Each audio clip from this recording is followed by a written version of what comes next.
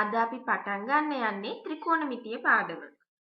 ඒ කියන්නේ උසස් පෙළ ශුද්ධ ගණිත පාඩම් මාලාවේ දෙවැනි මාතෘකාව. ඇත්තටම ඉදිරියේදී හම්බ වෙන අවකලනය, අනුකලනය වගේ ගොඩක් පාඩම් වලදී ත්‍රිකෝණමිතිය ගැන දැනුම අපිට අවශ්‍ය වෙනවා.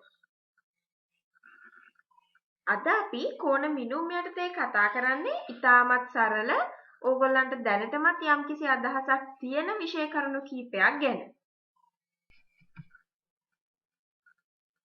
මුලින්ම අපි එහෙනම් මතක් කරගමු කෝණයක් කියන්නේ මොකක්ද කියලා. කෝණයක් ජනනය වෙන්නේ යම්කිසි කිරණයක් එය මත වූ ලක්ෂයක් වටා භ්‍රමණය වීමෙන්.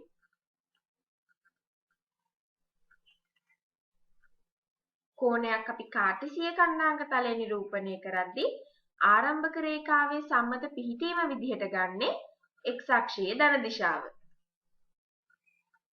ඒ වගේම භ්‍රමණය කෙලවර වන කිරණය අපි කෝණයේ අන්තරේඛාව විදිහට හඳුන්වනවා. එහෙමනම් මෙන්න මේ ආරම්භක රේඛාවේ ඉඳන් අන්තරේඛාව දක්වා භ්‍රමණය වූ ප්‍රමාණය අපි කෝණයක් විදිහට හඳුන්වනවා. අපි දන්නවා OY කියන්නේ OX සමග ධන π/2ක කෝණයක් හදන රේඛාවක් කියලා. ඒ වගේම OX සමග වාමාවර්ත අතර θ කෝණයක් හදන යම්කිසි අන්තපාදයක් මත ඕනෑම ලක්ෂයක් අපි P කියලා ගත්තොත් P ගේ ඛණ්ඩාංක x, y වෙද්දී ඕගොල්ලන්ට පේනවා මෙන්න මේ OP දිග වෙන්නේ, ඒ කියන්නේ R කියන්නේ x වර්ගය ධන y වර්ගයේ වර්ගමූලය කියලා. දැන් අපෙන් කවුරු හරි ඇහුවොත් අංශක 30ක කෝණයක්, අංශක 90 කෝණයක්, ඒ කියන්නේ ඍජු කෝණයක්, ඒ වගේම අංශක 180 කෝණයක් කියන්නේ මොකක්ද කියලා අපිට ඒ ගැන අදහසක් තියෙනවා. ඒ වගේම තමයි අංශක 360ක් කිව්වොත් අපි දන්නවා සම්පූර්ණ වටයක තියෙන කෝණය කියලා. පහළ පන්තිවලදී ඔයගොල්ලෝ ඉගෙනගෙන තියෙනවා මෙන්න මේ සම්පූර්ණ වටයක තියෙන කෝණය සමාන කොටස් 360කට බෙදලා ඒක කොටසක් අපි අංශකයක් කියලා හඳුන්වනවා කියලා. දැන් ඔයගොල්ලෝ හිතන්න පුළුවන් ඇයි කොටස් 360කටම බෙදුවේ කියලා. ඇත්තටම ඒකට නම් තියෙන්නේ ගණිතමය හේතුවකට වැඩිය තාරකා විද්‍යාත්මක හේතුවක්. මොකද මුලින්ම මිනිස්සු හිතාගෙන හිටියේ පෘථුවිය වටා සූර්යයා භ්‍රමණය වෙනවා කියලා. ඒත් පස්සේ හොයාගත්තා සූර්යයා වටේ තමයි පෘථුවිය භ්‍රමණය වෙන්නේ කියලා. ඒ වගේම මේ එක භ්‍රමණයකට දින 360ක්, ඒ කියන්නේ සූර්ය වර්ෂයක් ගත වෙනවා කියලා ඒ අය හොයාගත්තා. අන්න ඒ අනුව තමයි මේ 360කට බෙදලා එක කොටසකට අංශකයක් කියන සංකල්පය ඇවිල්ලා තියෙන්නේ. දැන් මේ සම්පූර්ණ වටයක තියෙන කෝණය අපි සමාන කොටස් 4කට බෙදුවොත් අපිට ඍජු කෝණ, ඒ කියන්නේ අංශක 90 කෝණ 4ක් ලැබෙනවා. ඒ වගේම අංශකයක් සමාන කොටස් 60කට බෙදලා ඒක කොටසක් අපි කලා එකක් විදිහට හඳුන්වනවා. ඊළඟට කලා එකක් සමාන කොටස් 60කට බෙදලා ඒක කොටසක් අපි විකලා එකක් විදිහට හඳුන්වනවා. ඒ කියන්නේ අපිට මොකක් හරි කෝණයක් පෘෂ්ඨික මිනුමෙන් ඉදිරිපත් කරන්න කිව්වොත් අපිට ඒ කෝණය අංශක, කලා සහ විකලා ප්‍රමාණ ඇසුරෙන් කියන්න ඕනි.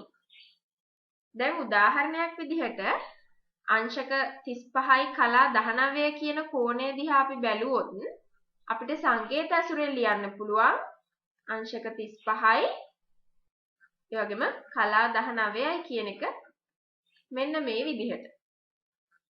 දැන් ඊළඟට අපිට තවත් කෝණයක් දීලා තිබ්බොත් නැවතත් අංශක 48යි කලා 36යි විකලා 2.3.5යි යනුවෙන් දීලා තියෙන කෝණයක් අපිට සංකේත ඇසුරෙන් නම් අංශක 48යි කලා 36යි විකලා 2.3.5යි විදිහට මෙන්න මේ ආකාරයට ලියා දක්වන්න පුළුවන්. ඒ වගේම තමයි ඔයගලන්ට මේ අංශක කලා හා විකලා අතර තියෙන සම්බන්ධය මතක තියෙන්නත් ඕනේ. ඊළඟට අපි බලන්න යන්නේ කෝණ මනින්න පුළුවන් දෙවැනි ආකාරය. ඒ කියන්නේ රේඩියන වලින් කෝණයක් ප්‍රකාශ කරන්නේ කොහොමද කියලා. එහෙමනම් මුලින්ම අපි බලමු රේඩියන එකක් කියන්නේ මොකක්ද කියලා. හිතන්න අපිට කේන්ද්‍රය O වෙන අරය R වෙන වෘත්තයක් තියෙනවා කියලා. දැන් අපි වෘත්ත ඡාපයක් තෝරගන්නවා ඒකේ දිග අරයට ඒ කියන්නේ R ට සමාන වෙන විදිහට.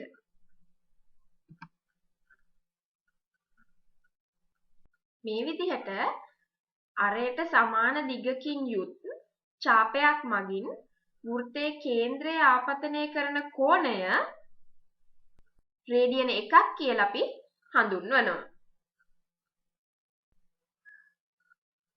ඒ වගේම අපි දන්නවා මොන වෘත්තය ගත්තත් පරිධිය හා විස්කම්භය අතර අනුපාතය π කියන නියතයකට සමාන වෙනවා කියලා. දැන් ඒ වගේම ඔයගලන්ට මතක ඇති අපි තාත්වික සංඛ්‍යා පද්ධතිය පාඩමේදී π කියන්නේ අපරිමේය සංඛ්‍යාවක්. ඒ කියන්නේ අන්ත හෝ සමාවර්ත දශමයක් විදියට දැක්විය නොහැකි සංඛ්‍යාවක් කියලා ඉගෙන ගත්තා. නමුත් අපි π ගේ අගය ආසන්න වශයෙන් 7/22යි එහෙමත් නැත්නම් වැඩි නිර්වද්‍යතාවයක් අවශ්‍ය නම් 3.1416යි විදිහට ගන්නවා.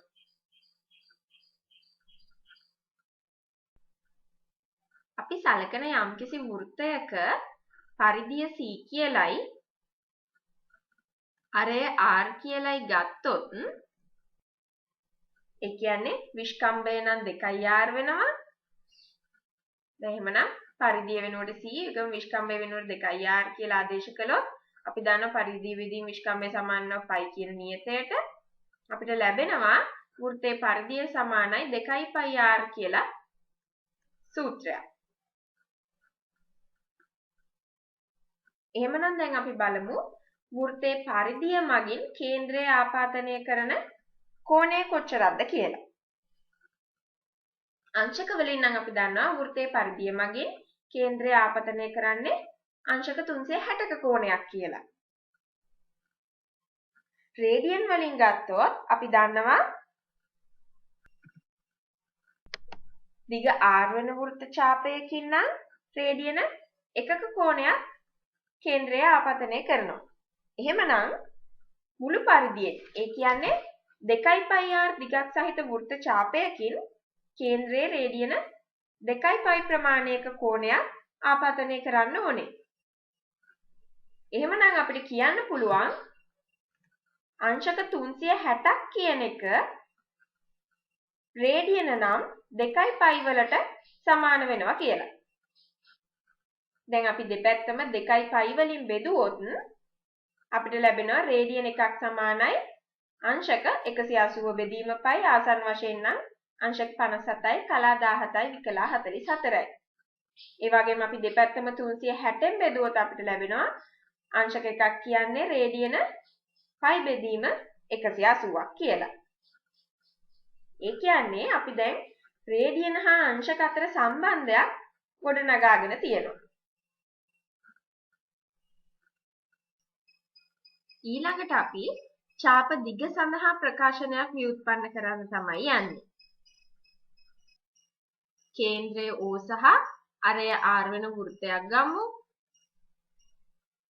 ඊළඟට රේඩියන θ ප්‍රමාණයක් කෝණය ආපතනය කරන S දිගක් සහිත වෘත්ත ඡාපයක් ගමු. අපි කලිනුත් කතා කළා අරය R වෙන වෘත්තයක ඡාප දිග R නම් කේන්ද්‍රය ආපතනය කරන්නේ රේඩියන එකක කෝණයක් කියලා. එහෙමනම් මුළු පරිධිය මගින්ම රේඩියන 2.5 කෝණයක් ආපතනය කෙරෙනවා.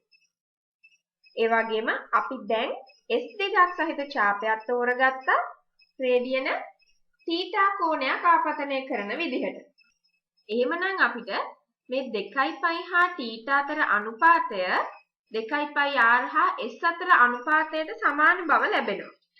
ඒ අනුව රේඩියන θ කෝණයක් කේන්ද්‍රය ආපතනය කරන වෘත්ත ඡාපයක දිග s සමානයි r θ මගින් අපිට ලැබෙනවා.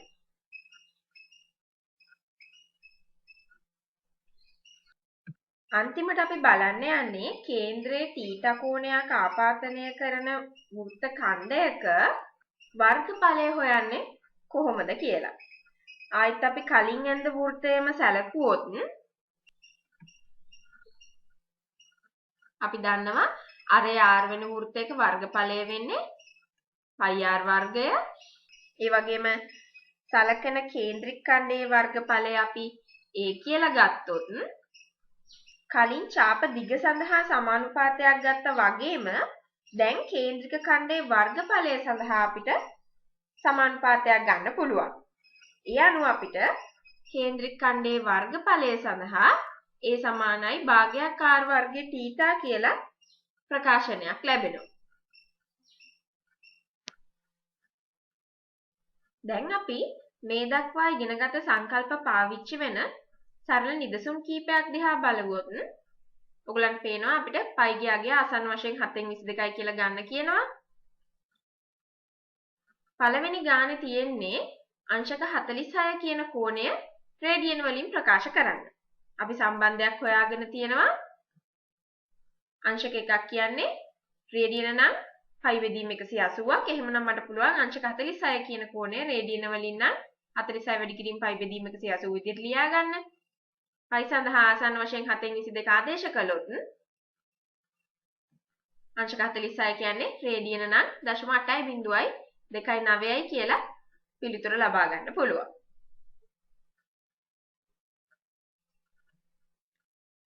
ඒ වගේම දැන් දෙවෙනි ගානේදී තියෙන්නේ අංශක 46යි කලා 12යි විකලා 36 කියන කෝණය රේඩියන වලින් ප්‍රකාශ කරන්න. හැබැයි අපි සම්බන්ධතාවයක් හොයාගත්තේ අංශක හා රේඩියන අතර විතරයි. ඒක නිසා අපිට මේ දීලා තියෙන කෝණය මුලින්ම අංශක වලට පරිවර්තනය කරගන්න වෙනවා. ඔයගලන්ට මතක ඇති අංශක එකක් කියන්නේ කලා 60ක්, ඒ වගේම කලා එකක් කියන්නේ විකලා 60ක්. ඒක නිසා අංශක 46යි කලා 12යි විකලා 36 කියන කෝණය මට අංශක වලින් මේ විදිහට ලියා ගන්න පුළුවන්. අංශක 46.21ක් විදිහට. දැන් එහෙමනම් අපිට පුළුවන් මේ කෝණය රේඩියන් වලට පරිවර්තනය කරන්න. නැවතත් අංශක එකක් කියන්නේ රේඩියන් නම් π බෙදීම 180ක් නිසා අංශක 46.21ක් කියන්නේ රේඩියන් නම් 0.8.6.8ක්. නැවතත් මේ පිළිතුරත් අපි ලබාගෙන තියෙන්නේ π සඳහා ආසන්න වශයෙන් 7/22 ආදේශ කිරීමෙන්.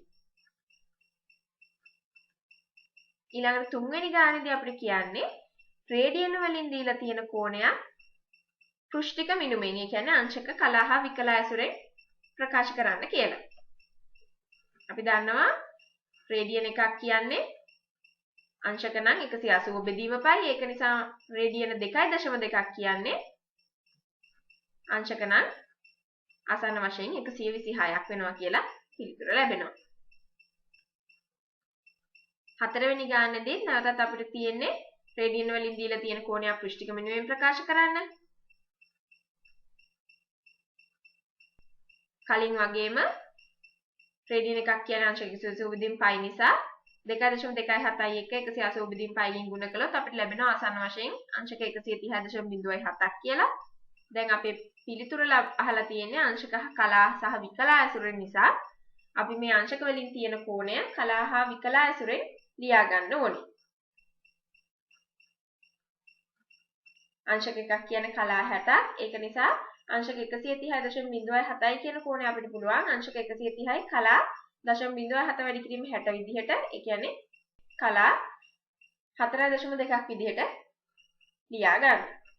නැවතත් කලා එකක් කියන්නේ විකලා 60ක් නිසා මේ කලා 4.2 කියන එක මට පුළුවන් කලා 4යි විකලා 0.2 වැඩි කිරීම 60 විදිහට ලියා ගන්න. එහෙමනම් රේඩියන 2.27යි කියන්නේ පෘෂ්ඨික මිනුමෙන් නම් අංශක 130යි කලා 4යි විකලා 12ක් කියලා පිළිතුර අපිට ලැබෙනවා. ඊළඟට පස්වෙනි ගානේදී අපිට තියෙන්නේ අරය මීටර් 42ක් වෙන වෘත්තයක සෙන්ටිමීටර් 44ක් දිග ඡාපයකින් කේන්ද්‍රයේ ආපාතනය වන කෝණය කලා කොපමණ වේද? දැන් අපි මේ දීලා තියෙන දත්ත රූප සටහනක් ඇසුරෙන් දැක්වුවොත් ඒ වගේම මේ ගානේදී දැන් අපි කතා කරන්නේ ඡාප දිගක් ගැන නිසා අපිට භාවිතා කරන්න වෙන්නේ S = R θ කියන සූත්‍රය. දැන් අපි මේ දීලා තියෙන දත්ත ආදේශ කළොත් ඡාප දිග වෙන්නේ සෙන්ටිමීටර් 44යි. ඒ කියන්නේ මීටර නම් 0.44යි. R කියන්නේ මීටර් 42යි.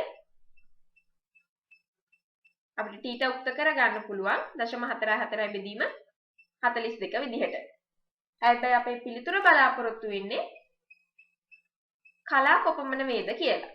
එහෙමනම් අපි මේ රේඩියන් වලින් ලැබිලා තියෙන පිළිතුර කලා බවට පරිවර්තනය කරගන්න ඕනේ. නැවතත් රේඩියන් එකක් කියන්නේ අංශක 180 බෙදීම පයි. ඒක නිසා අපිට පුළුවන් θව අංශක වලින් නම් මේ විදිහට ලියා ගන්න. නැවතත් අංශක එකක් කියන්නේ කලා 60ක් නිසා θ කියන කෝණය කලා වලින් නම් මේ විදිහට ලියා ගන්න පුළුවන්. නැවතත් පයි සඳහා ආසන්න වශයෙන් 7/22 දාලා සුළු කළොත් θ ආසන්නව සමානයි කලා 36 කියලා පිළිතුරක් අපිට ලබා ගන්න පුළුවන්. ඊළඟට අපි අන්තිම ගාන දිහා බැලුවොත් අරය සෙන්ටිමීටර් 5ක් වෙන වෘත්තයක කේන්ද්‍රික කෝණය අංශක 18ක් ලෙස පිහිටන කේන්ද්‍රික ඛණ්ඩයක වර්ගඵලය හොයන්න. දැන් නැවතත් අපි මේ දීලා තියෙන දත්ත රූප සටහනක ලකුණු කරගත්තොත් දැන් මෙතෙන්දී අපි කතා කරන්නේ කේන්ද්‍රික ඛණ්ඩයක වර්ගඵලයක් ගැන නිසා අපිට භාවිතා කරන්න වෙන්නේ A සමානයි භාගයක් r වර්ගයට ඊට කියන සූත්‍රය.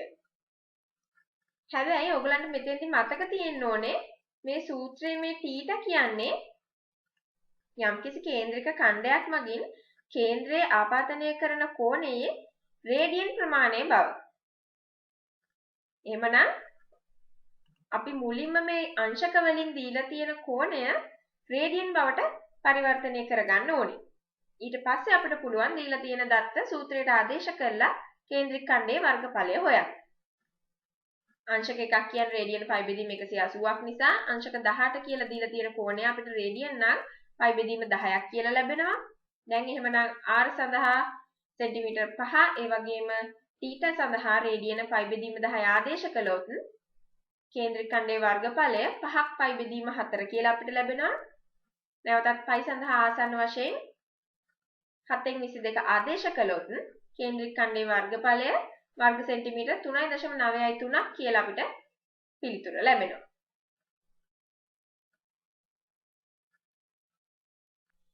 ඒත් එක්කම අපි අදට සාකච්ඡා කරන්න බලාපොරොත්තු වෙච්ච කොටස අවසන් වෙනවා. ඒ වගේම ත්‍රිකෝණමිතිය යටතේ දෙවැනි පාඩම විදිහට ත්‍රිකෝණමිතික ශ්‍රිත ගැන කතා කරන්න අපි බලාපොරොත්තු වෙනවා. එහෙනම් අද පාඩමේ ඉගෙනගත්ත දේවල් වල සාරාංශයකුත් එක්ක පාඩම අපි අවසන් කරමු.